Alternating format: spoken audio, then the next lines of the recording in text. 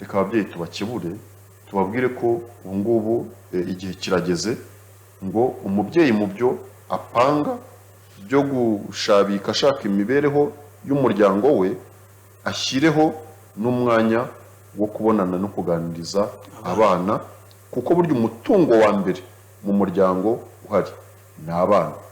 Navuga ndetse n'icyo agomba kureba mbere y'uko ajya gushaka amafaranga ibindi abanza ari abana kuko buriya niwo mugisha wa mbere. Burya abana ni umugisha kandi uturuka ku Mana niko tubyemera kandi tukaba tuzi ko uwo mugisha umuntu agomba kuwakira neza akanawusegasira kugira ngo ejo utazavaho umuvumo.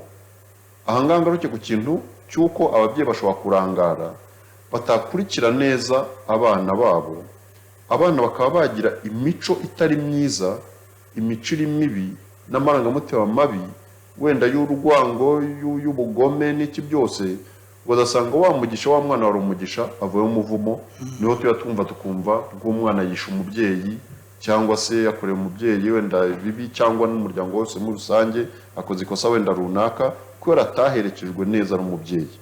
Igiro kirageze ngo ababyeyi, umugabo n'umugore, ubwo ndashaka kuvuga papa na mama, ntibitane ba mwana, ntibasigane, buri wese yumve ko afite inshingano zingana ku burere bw'umwana kandi no kuganiriza abana babikore bombi ntawe usigaye inyuma.